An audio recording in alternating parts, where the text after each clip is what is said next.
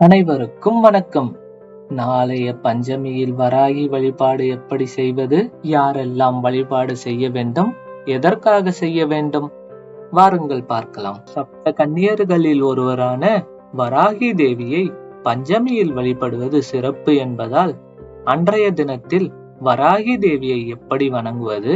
வராகி அன்னையை தினம்தோறும் வழிபட்டாலும் வராகி அன்னைக்குரிய திதி பஞ்சமி திதியாகும். இந்நாளில் விரதமிருந்து அன்னையை வணங்கினால் நினைத்த காரியம் நிறைவேறும். நாளை தேய்பிறை பஞ்சமி அன்று மாலையில் அருகில் இருக்கும் கோவிலுக்கு சென்று வராகி அம்மனை மாலை 6:30 மணிக்கு மேல் தரிசனம் செய்து தேங்காயில் விளக்கேற்றி வழிபட மனதில் நினைத்தது நிறைவேறும். இவ்வாறு தொடர்ந்து 5 தேய்பிறை பஞ்சமிகளில் வராகியை வழிபடுவதால் மனதில் தைரியமும் தன்னம்பிக்கையும் பிறக்கும். வராகி அம்மனை வழிபடுவதற்கு மிகவும் ஏற்ற நாட்கள் பஞ்சமி, பௌர்ணமி, அமாவாசை. வராகி அம்மனை குங்குமம் மற்றும் செந்நிற பூக்கள் கொண்டு அர்ச்சிப்பதால் உடனடியாக மனம் குளிர்ந்து வேண்டும் வரங்களை வழங்குவாள். வராகிக்கு உரிய நிறம் பச்சை என்றும் அவளை போற்றி துதிக்கும் நூல் வராகி மாலை என்றும் கூறப்படுகின்றது. பூஜை அறையில் வராகி படத்திற்கு செம்பருத்தி பூக்கள் வைத்து வறுமை நீங்க வேண்டும், வருமானம் அதிகரிக்க வேண்டும் என்று வேண்டிக் கொள்வது நல்லது.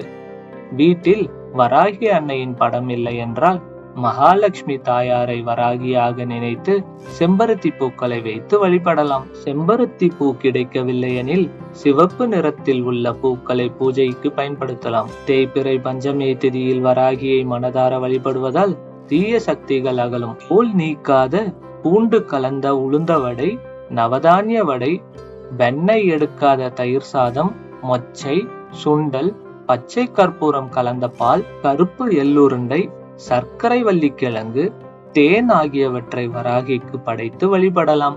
வராகிக்கு உரிய மந்திரம் என்னவென்று தெரியுமா? வாருங்கள் சேர்ந்து சொல்வோம். ஓம் ஷாமலாய வித்மஹே அலஹஸ்தாய தீமஹி தன்னோ வராகி பிரச்சோதயா. இந்த மந்திரத்தை தினமும் 108 முறை கூறி வழிபடுவோருக்கு எதையும் சாதிக்கும் வல்லமை உருவாகும். மனதில் தைரியம் பிறக்கும், கேட்ட வரங்கள் கிடைக்கும். தேய்பிறை பஞ்சமி தினத்தில் முடிந்த அளவு அன்னதானம் செய்வது, பானகம், நீர்மோர் வழங்குவதால் வாழ்க்கை இனிமையாகும். திருஷ்டி, தோஷம் போன்ற பாதிப்புகள் ஏற்படாது. குடும்பத்தில் சுபிட்சம் ஏற்படும். தேய்பிறை பஞ்சமி திதியில் விரதம் இருந்து வழிபடுவதால் கடன் தொல்லை நீங்கி வறுமை ஒழியும். நாளை வெள்ளிக்கிழமை வராகியை வழிபட நினைத்த காரியம் நிறைவேறும். வராகி அம்மனை வழிபடுவதால் மாங்கல்ய பலமும் வியாபார விருத்தியும் அதிகரிக்கும். எதிரிகள் தொல்லை, வழக்கு, வீடு, நிலம் போன்ற பிரச்சனைகள் நீங்கும். கேட்ட வரங்கள் கிடைக்கும்.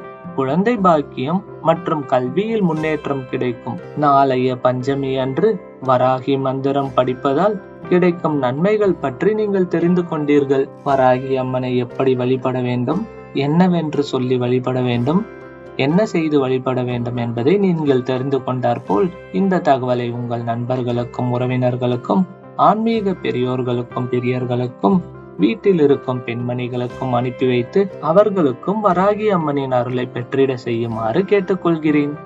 நன்றி, வணக்கம்.